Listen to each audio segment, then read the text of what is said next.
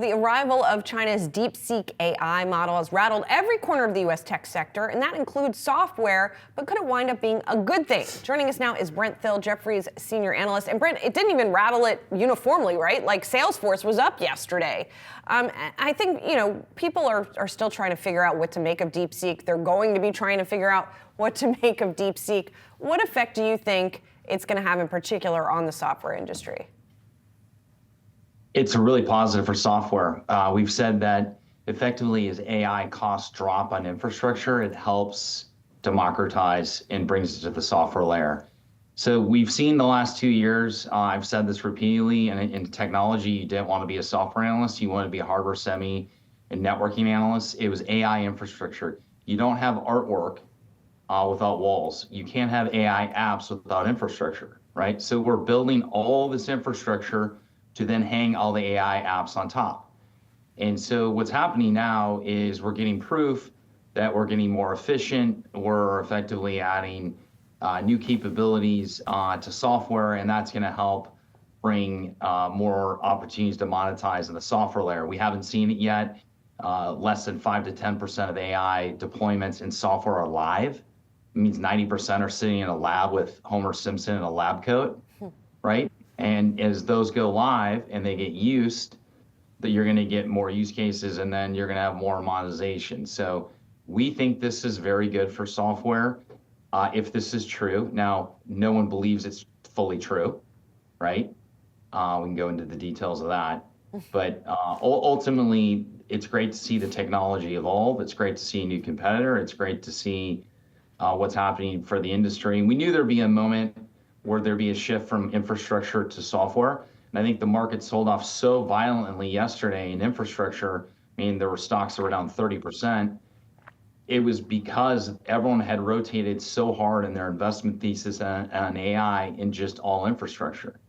And we've said this repeatedly, everyone is underweight software. They need to have a position. They need to own the group. And you look at the IGV, which is the software index today, it's up over 3%. And the SMH on the semi side is only up 1.9%. So you're seeing the rotation happen. It's one of the biggest unwinds from semis and infrastructure to software that we've seen in the last 2 decades. So there's a big shift in institutional money that's flowing that way, and we think it makes sense. Again, it's going to be slow for software. It's not going to happen overnight, but we believe this is a very positive beginning of an event. And again, I think there's a lot to verify how much of this is true. Is this, why did these claims come out 1 week after Trump unveiled the AI bill? Everything seems a little, strange in terms of the timing. And again, I'm just shocked that one company could rattle the industry this much. You look at what happened in OpenAI when they launched ChatGPT. Google went to $90.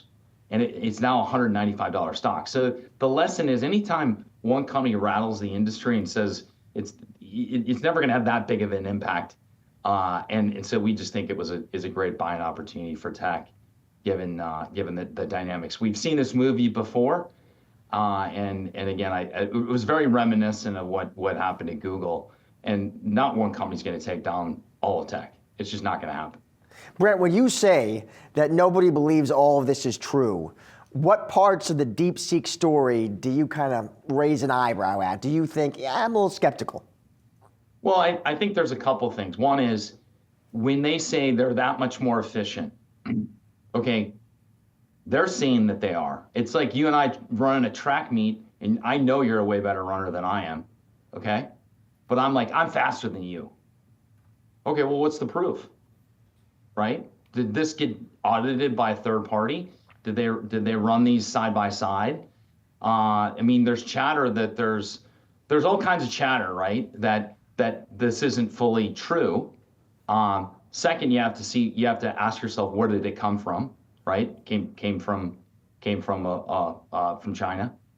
Third, again, I think there's credibility to this technology. Everyone from the CEO of Databricks to Mark Andreessen, everyone's saying, hey, the technology is there and it works. I think ultimately, at the end of the day, it's a consumer app. Are the largest banks and insurance companies and aviation store companies, name industry, are they going to embrace this technology I mean, Alibaba Cloud never got adopted by U.S. companies, right? So I guess the question is, and then Meta just yeah. raised their capex by $10 billion. Well, Okay? I guess I would. They're very smart people. They have a huge investment in Llama, which is open source. Why would they raise their capex by 10 billion if there's really this much efficiency?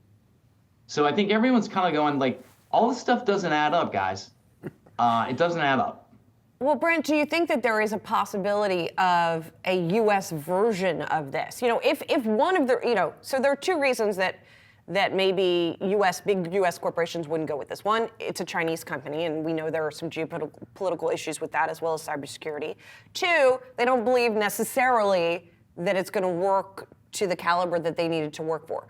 But is it sort of a call to U.S. companies that they do need to be trying to work on a lower cost, more efficient model? And to your point, that could be really good for software companies. It might not be as good for some of the other companies that you look at, potentially like the hyperscalers, if they are overspending on this capacity. Look, we're so early in this race, and it's so early. Okay. How could 5 of the smartest technology companies in the U.S. be that stupid and spend this kind of money if they didn't see an opportunity? They're all working on trying to get costs lower. Microsoft is trying, and they want this to happen. I mean, all these companies want this to happen. So the reality is, I think they're all trying to do this. And again, you can't just listen to what they say. We have to see it in the real world, and we have to actually understand what's the bench test. But right now, no one can verify that. So what we're doing is we're basically we're having to believe what they say. And the question is, do you believe what they say? And not many people really believe that claim. Now, the technology works. The technology can be a whole nother thing. And so, yeah, I mean, look, there are 5 productivity apps. You can go to the App Store right now. You can download Perplexity. You can download Google Gemini, which I've been using, which is great. You can download Claude. There are 5 consumer apps that are really good that you can download right now to help your day. But I don't think major enterprises right now are willing to commit. Now, there are divisions and there's signs that this can work in the enterprise. But I think again, is it going to be on-prem, or is it going to be feeding all the data back to China? And are you feeling comfortable with that? I think a lot of companies are not going to feel comfortable with that. On that point, Brent, actually, I was all set. I was going to download and experiment with DeepSeek, and then I had Anthony Pompliano, Brent, on my show yesterday, Mr. Bitcoin himself. I said, "Hey, Pomp, did you do that?" He looked at me like, he said, I don't put Chinese software on my phone. Is that how you're thinking about it, Brent? Or no, did you download and play around with DeepSeek? I haven't. I was in Japan, just flew home. So I've been traveling. But the reality is I already have trusted apps that I use. I use Gemini, I use Perplexity.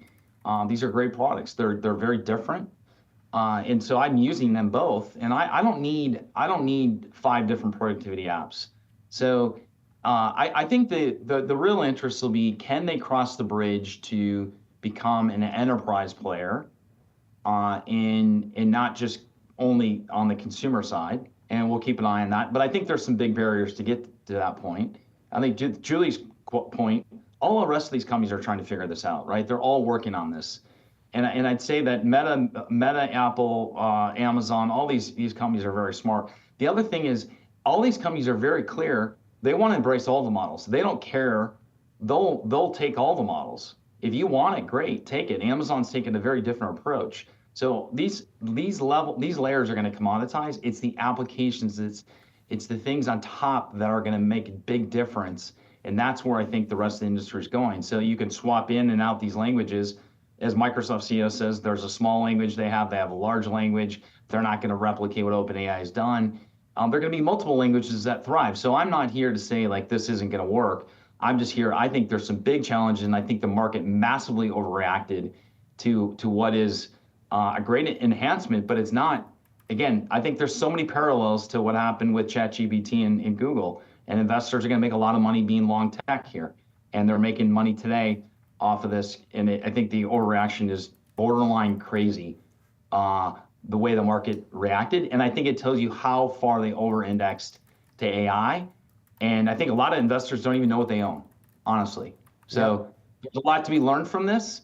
But I just don't think it's as big a deal. And the overreaction, I think, was excessive. And there's a lot we have to learn still.